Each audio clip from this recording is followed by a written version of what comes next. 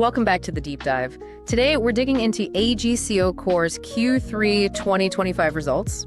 They reported on Halloween morning. And, well, it was less trick, more structural treat, maybe, but definitely some cyclical pain mixed in. That's a good way to put it. Yeah, this call really showed that classic market split, didn't it? You had management delivering this pretty decisive profit beat, even raising the full-year EPS outlook. Great control. Right. But then the stock, it just faded through the day. Closed down almost 3% and on heavy volume too. You really got to look past that headline EPS number to figure out why the market got skeptical. Okay, so let's break down those numbers first. The immediate good news was definitely the profitability. Non-GAAP EPS, $1.35. Yeah, a solid beat. Came in, 7 to 11% above what analysts were expecting. And the quality of that profit seems like the real story this quarter. Revenue was $2.48 billion. Which was actually a slight miss, right? Down about 4.7% year over year. Exactly. But despite that dip in revenue, they managed an adjusted operating margin of 7.5%. Yeah, think about that. That's a 200 basis point improvement compared to last year. I mean, doing that when revenue's shrinking, that's pretty impressive execution. And the market initially liked the updated full-year outlook, too. They bumped the EPS forecast up to around $5. Mm-hmm. But they kept the sales guidance steady, didn't they? Yep. Still around $9.8 billion, and they held that 7.5% adjusted operating margin target. Right. So what's crucial, I think, is how they raised that outlook. It was all driven by better cost control, higher margins, not higher sales. Okay. And the market, well, it digested that pretty quickly. Realized the underlying top-line situation is frankly brutal. So you have this great cost management, but deep uncertainty about revenue.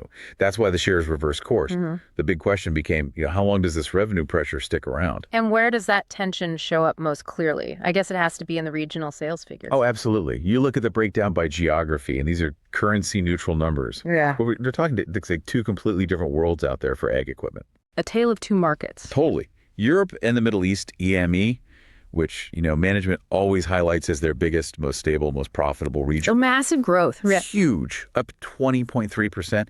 That's stability. That's like a really strong floor for them structurally. Okay, but then you look at North America, and the number is just, wow, down 32.1%. A severe drop. Jaw-dropping is the word. Yeah. Yeah. And South America was down too, about 9.5%. But that North American drag, that's where all of the market anxiety is coming from, clearly. So what's driving that North American weakness? Well, management pointed directly to challenging farm economics, high interest rates, farmers being really cautious about big capital investments. The usual suspects in a downturn. Makes sense. And to deal with that, AGCO is being incredibly aggressive on inventory correction. This part is really key to understanding their whole strategy right now. Aggressive how? I saw the production cut numbers. Oh, yeah. They slashed North American production by over 50% compared to last year. And it's down nearly 70% from the peak levels in 2023. 70%. Okay, cutting production, that much sounds like it saves money, but you mentioned it actually led to negative margins in North America again this quarter. How does that work? Yeah, it's that concept called under absorption. Basically, when you cut your factory output so drastically, like that you're only running it at 30% capacity, all your fixed costs. Like rent, utilities, salaried staff. Exactly. All those costs get spread over way fewer machines coming off the line. So the cost per machine just skyrockets, and boom, the segment reports negative margins. They're deliberately taking that financial hit right now. In the short term. In the short term, yeah, to force that inventory back down to healthier levels later on.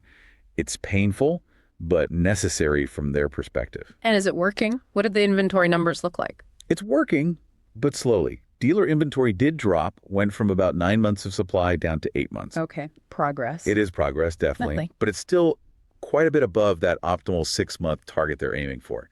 So they're still digging themselves out of that volume hole. With cuts that deep, 50, even 70%. Yeah. Are they worried about losing market share? Competitors might not be cutting back so hard. Or is it purely about margin preservation?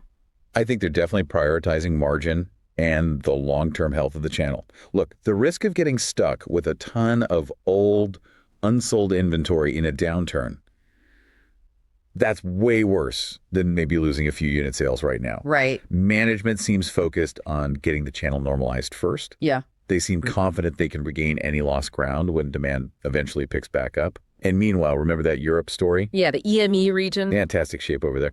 Dealer inventory is actually slightly below their target, just over 3 months. So they're perfectly positioned for the demand they're seeing right now. Okay, so let's circle back to that overall 7.5% adjusted operating margin. The fact they can hit that number even with North America collapsing like this, it really suggests some deep fundamental changes are happening inside the company. Absolutely.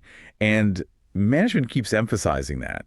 They say these structural changes mean their trough margin today is comparable to where their peak margin was in the previous cycle. Wow. And that resilience isn't accidental. It's driven by two main things: smart capital allocation and serious restructuring. Okay, tell me about the capital side first. Well, they finalized the sale of their stake in TAF, the Indian tractor company. That brought in about $230 million after taxes. Okay. And that cash is helping to fund their new $1 billion share repurchase program. They're kicking that off right away with a pretty hefty $300 million buyback just in Q4. A $300 million buyback now sends a strong signal.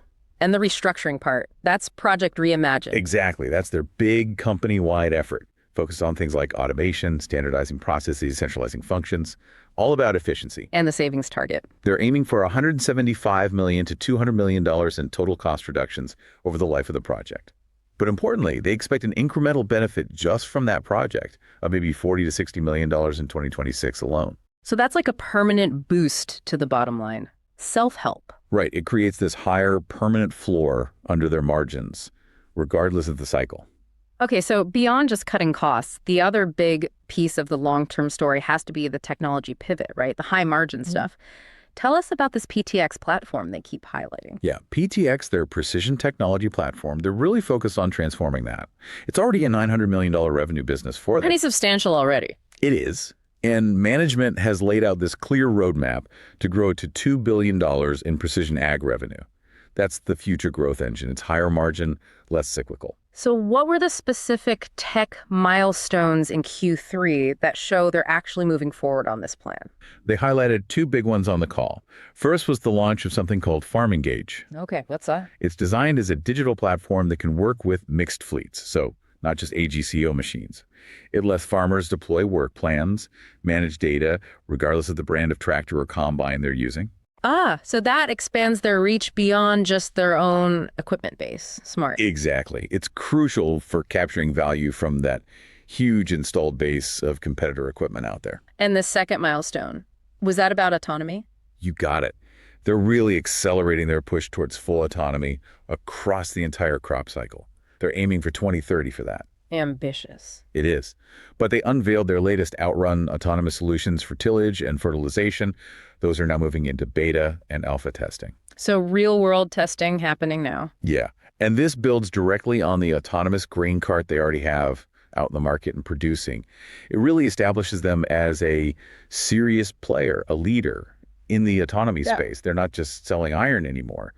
They're selling software solutions. And you mentioned this tech side is more resilient in a downturn, too. Yeah, that was an interesting point management made. They said the retrofit market adding precision tech to existing machines typically only declines about a third as much as the overall new equipment market when times get tough.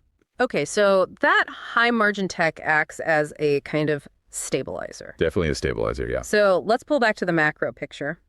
Industry-wide large ag retail sales. The expectation now is down about 30% for the full year 2025. Yeah, that's the current industry view they cited. And that tough backdrop is what prompted management to make a pretty bold statement. They said they firmly believe the global industry is now at the trough. Declaring the bottom, that's a big call. It is. That's probably the single most critical forward-looking signal they gave on the entire call. They also talked about managing specific risks, like tariffs. How much are those costing them right now? Well, the current estimate for tariffs, that's Section 232 steel aluminum tariffs and the reciprocal ones, is less than 1% of their total sales. Okay, so less than $100 million on a $9.8 billion base. Right. Translates to maybe an 80-cent impact on EPS, but that's before any mitigation efforts. And they are actively managing it, tweaking supply chains, controlling costs, and using strategic price increases globally. They noted they're having the most success with pricing power in Europe, where the market's more stable. Makes sense. So looking ahead now to 2026, what's the early read on the global market for next year? The initial guidance, or maybe feel, suggests a relatively flat global market overall. But critically, that North American large ag segment, The real pain point is still forecast to potentially be down again, maybe in the mid-single-digit range. Oof, more pain in North America next year, potentially. Potentially. But the expectation is that continued weakness would be offset by some modest improvements in Europe and maybe South America, leading to that overall flat picture. Okay, but what could change that? What could make the North American recovery happen faster than that baseline expectation? Management pointed to two potential positive catalysts. One is the recent U.S.-China trade agreement, the part focused on ensuring stable soybean purchases by China. That helps farmer sentiment. All right. The other is potential government support, subsidies for farmers. They did add a note of caution there, though, said any subsidy package would probably need to be pretty big, like over $10 billion, to really move the needle on large equipment purchases. Okay, so a big government program could definitely help. Yeah, if something like that happened, they said it could rapidly accelerate the normalization of that dealer inventory situation in North America. Got it. So let's try to summarize the core conflict here. It sounds like management is really confident in their structural margin improvements, that 7.5% margin floor, even at the cycle trough. Right, they believe that's sustainable. Versus the market, which seems more worried that the top line pressure, especially in that historically high margin North American segment, is just going to drag on and extend the pain. That's exactly the tension. And it really raises this powerful question about the stock's valuation.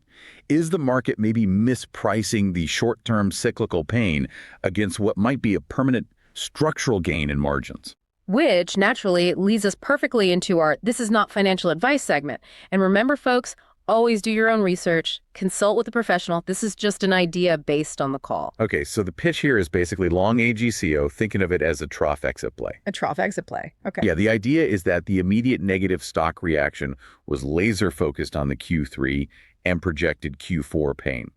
Specifically, those negative North American margins that are a direct result of those massive, like 70% production cuts. So the thesis is the very action causing the current pain, the production cuts, actually sets up the potential for a sharp recovery later. Precisely. You're essentially betting on that eventual cyclical snapback. And in a way, you're shorting the inventory overhang. Management is being super aggressive, forcing that North American dealer inventory down towards the 6-month target. Right. They're taking the hit now. They're taking the hit now.